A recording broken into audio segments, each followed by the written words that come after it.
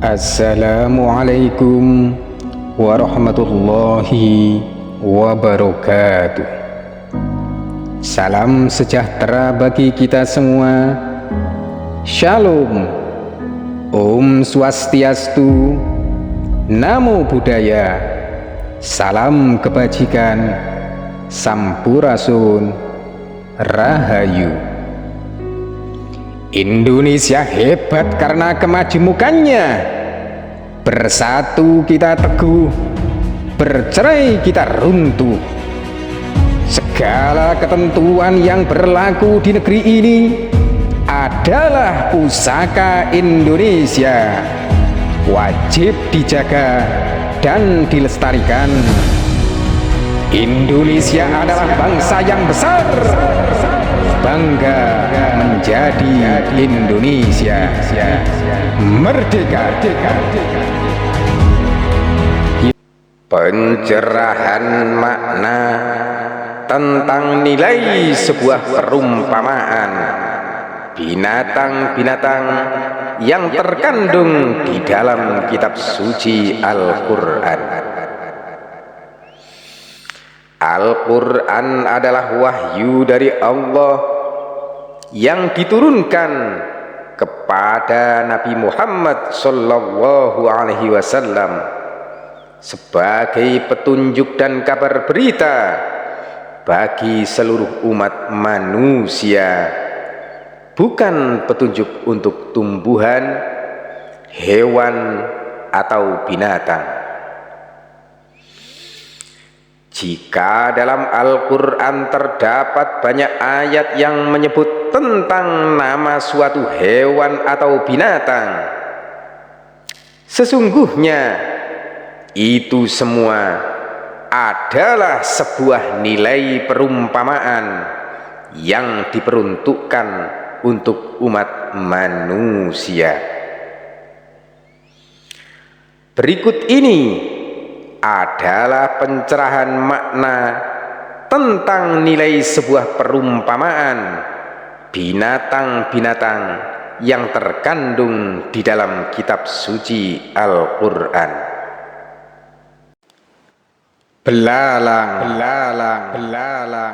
Belalang merupakan hewan yang banyak ditemukan di area perkebunan dan persawahan.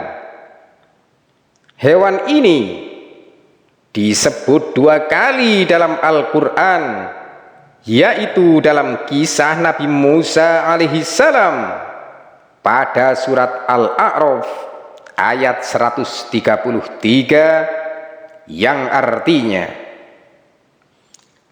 maka kami kirimkan kepada mereka topan, belalang, kutu, katak dan darah. Air minum berubah menjadi darah sebagai bukti yang jelas, tetapi mereka tetap menyombongkan diri dan mereka adalah kaum yang berdosa. Ayat di atas menceritakan kisah Nabi Musa alaihissalam saat berada di Mesir untuk membebaskan kaumnya, yaitu Bani Israel, dari siksaan Fir'aun. Sebagai bukti kebenarannya, Allah mengirimkan kepada mereka topan, katak, kutu, dan belalang dalam jumlah yang banyak. Atas mukjizat tersebut, ladang pertanian dan kehidupan masyarakat Mesir pun terganggu. Allah juga mengubah air di sana, termasuk air minum, menjadi darah. Kemudian belalang juga dijelaskan dalam salah satu surat seperti di bawah ini. Diterangkan dalam Quran surat Al-Qamar ayat 7 yang artinya, pandangan mereka tertunduk ketika mereka keluar dari kuburan, seakan-akan mereka belalang yang beterbangan. Ayat tersebut menggambarkan kondisi pada hari kebangkitan yang dikiaskan dengan keluarnya kelompok belalang dari dalam tanah. Seperti diketahui, belalang menanamkan telurnya di dalam tanah berpasir. Belalang betina akan menggali lubang sedalam 10 hingga 15 cm dan tiap ekor dapat menghasilkan telur 90 hingga 160 butir. Belalang betina dapat menghasilkan telur 3 kali selama hidupnya. Dalam kurun 10 hingga 45 hari, tergantung pada suhu tanah, telur belalang akan menetas dan menjadi anak belalang. Mereka keluar secara bersama-sama dan jumlahnya bisa mencapai 40 hingga 80 juta ekor per kilometer persegi. Kehidupan belalang itu dijadikan sebagai gambaran kondisi makhluk pada hari kebangkitan atau hari kiamat setelah sekian lama berada di bawah tanah dalam bentuk tulang belulang.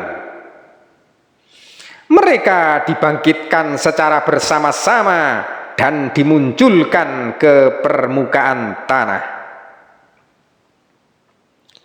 Belalang mengandung nilai makna perumpamaan, yaitu manusia yang pandangannya terbatas sekali akan keluasan keilmuan dari Sang Maha Pencipta, hanya berdasarkan segala pengetahuan yang telah dipelajarinya, sehingga lompatannya hanya kemuliaan yang terbatas dengan segala hawa keinginan menjalin persatuan di dalam sebuah golongan agama yang diyakininya di dalam jalan kebenarannya, sehingga ia akan meronta dan menendang, juga memusuhi atas segala pikiran dan kemampuan pengetahuannya atas dasar yang ada pada dirinya. Maka sifat akhlaknya dan juga cara-cara yang dijalankannya menjadi hama atas segala pengetahuan yang benar. Di dalam perubahan alam yang murni menanamkan penyakit iri, dengki, hasut, hasad, dan menumbuhkan sifat kesombongan di dalam sebuah golongan yang diyakininya.